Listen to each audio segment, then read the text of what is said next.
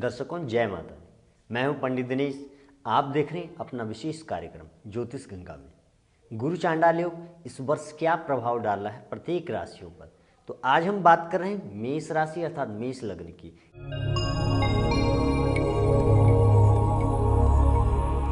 यदि आपका लग्न भी मेष है और राशि भी मेष बनती हो तो बहुत अधिक आप पर यह प्रभाव डालता है। और दर्शकों एक बात समझ लें आप कि आपकी कुंडली में ग्रह की स्थिति किस प्रकार से है। गुरु चांडाल योग आपकी कुंडली में बनता है या नहीं बनता है। वह गुरु की स्थिति, क्या पता आपका गुरु अच्छी स्थिति में हो, क्या पता राहु अच्छी स्थिति में हो, तो उसके प्रभाव अलग अलग होते हैं। और दशा किसकी है, आपके गुरु की दशा नहीं, आपकी राहु की दशा न चल रही हो, दशा किसकी है, अंतर किसका चल रहा है, प्रत्यंतर किसका है, आपकी जो वर्षफल है, सबसे मेन चीज़ है वर्षफल। आपका वर्षफल भी देखा जाता है कि वर्षफल में किस ग्रह की स्थिति किस प्रकार से। तो कुंडली को एक सामान्य न समझें आप। कई लोग इसको बहुत लाइटली लेते हैं, इसको मतलब बहुत माइन्यूट समझते हैं कि कुंडली का विश्लेषण करना एक मिनट का काम है, एक सेकंड में आप के विषय में बताया जा सकता है।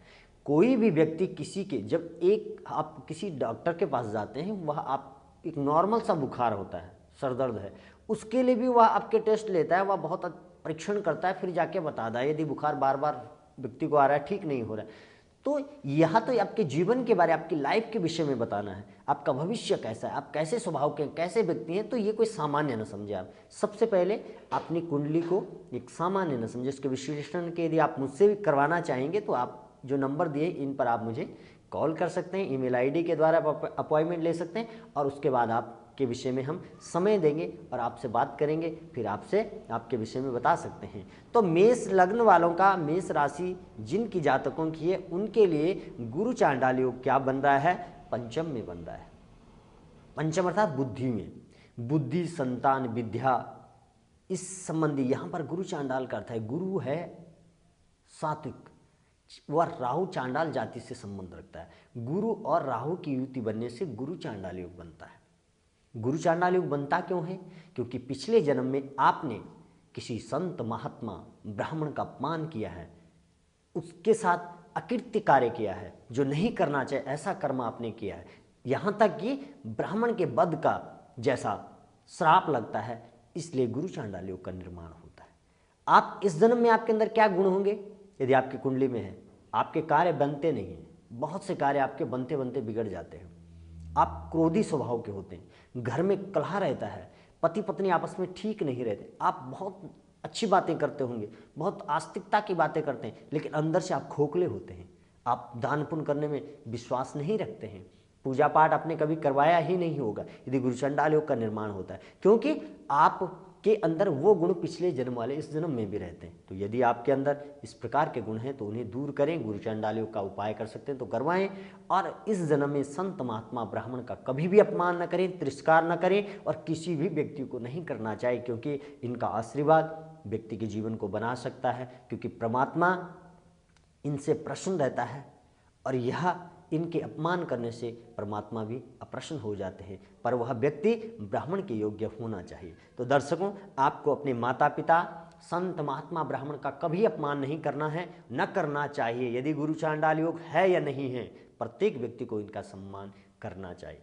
तो पंचम में तो इस समय आपकी जो स्थिति रहेगी, थोड़ा विद्या बुद्धि में काफ़ी आपका उतार चढ़ाव आएगा। यदि आप विदेश बाहर रहते हैं तो आपका जो इस समय है विचार जो है, आप मांस मदिरा इन तरफ आपका झुकाव चले जाएगा। यदि ऐसा है तो मत करिए, नहीं तो बुद्धि आपकी क्या है, भ्रष्ट हो जाएगी, खराब हो जाएगी, आपको आपके कर्म का फल नहीं मिल पाएगा। और दूसरी बात है, आपका खर्च बहुत अधिक होगा। यदि आप पढ़ाई कर रहे हैं तो उसमें भी बहुत अधिक व्यय करेंगे आप। भाग्य पक्ष आपका, क्योंकि भागेश और द्वादेश आपका पंचम में है, पंचम में बैठा हुआ है।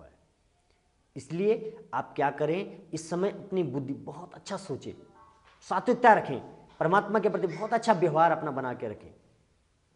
परमात्मा के प्रति आप जो चिंतन करते हैं बहुत अच्छा करें। किसी संत महात्मा के प्रति बुरे विचार या गलत विचारों को न लाएं, उससे आपको हानि हो सकती है। इसलिए इस समय आपने करना क्या है कि आप राहु की चीज़ें या राहु विचार है, बुरे विचारों को बिल्कुल भी अपने ऊपर हावी ना होने दें। मेडिटेशन करें और गुरु का सम्मान करें। किसी संत महात्मा ब्राह्मण को दक्षिणा दे करके यथा वस्त्र आदि आप दान कर सकते हैं तो दान दें और ब्राह्मण के चरण स्पर्श करके आशीर्वाद ग्रहण करें। माता पिता की तो बहुत अच्छी सेवा करें, प्रणाम करें, उनके चरण छुए। यदि आप साथ में रहते हैं तो प्रतिदिन आप चरण छू करके घर से निकले, आपकी विजय होगी, आप फतेह होंगे प्रत्येक कार्य में। तो दर्शकों, इस समय आपने क्या नहीं करना है, एक तो अपने बुरे विचारों को अपने ऊपर हावी नहीं होने देना है, क्योंकि परीक्षा में नहीं तो आप मेहनत बहुत करते हैं, आप फल नहीं मिलता है। इस समय भी ऐसी स्थिति बनती है। आपकी कुंडली में क्या है इसको आप फाइनल न समझे, निर्णय न समझे अपने लिए। आपकी कुंडली में किस प्रकार से स्थिति है जो मुझे यहाँ पर दिख रहा है, वह आपकी ऐसी स्थिति बन रही है कि आप बहुत अधिक पढ़ेंगे, विचार बहुत अधिक आएंगे और 2 कार्य आपने करने। प्रातःकाल उठे और सूर्योदय के बाद न उठें। सूर्योदय से पूर्व यदि उठते हैं तो आपको लाभ प्राप्त होगा। घर में यदि क्या है इलेक्ट्रिक सामान खराब है तो उसे घर से हटा दें, एक साइड पे रख लें कहीं।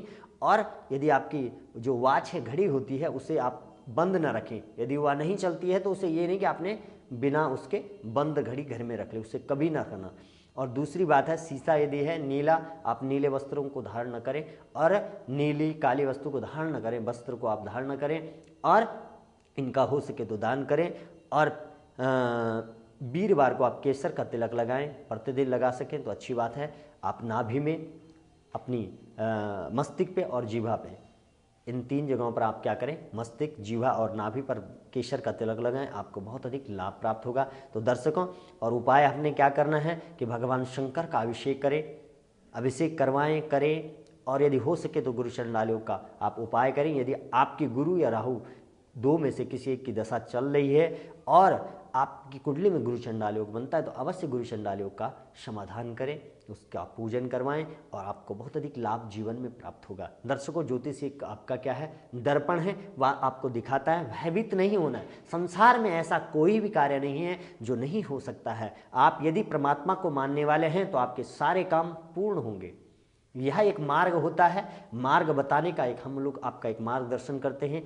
आप किसी चीज़ भयभीत हो जाते हैं, लोग डरते बहुत हैं, बस ऐसा कह दिया तो ऐसा हो जाएगा। डरने की बात नहीं है मेरे दर्शकों, डरना नहीं है कभी भी, क्योंकि यह कोई परमात्मा नहीं है।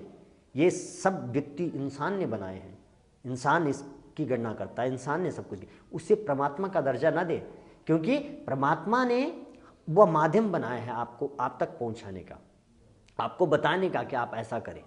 मात्र आपने थोड़ा जो कमियां हैं उसको सुधारने का प्रयास करना है और करना आपने ही है। यदि आप परमात्मा को मानते हैं तो आपके बहुत से कार्य सफल हो जाते हैं। इसलिए आस्तिक बने, धार्मिक बने और परमात्मा के प्रति पूर्ण श्रद्धा और विश्वास रखें, आपके कार्य पूर्ण होंगे। मैं माँ भवानी जगदम्बा से ऐसी प्रार्थना करूं। दर्शकों, जय माता दी।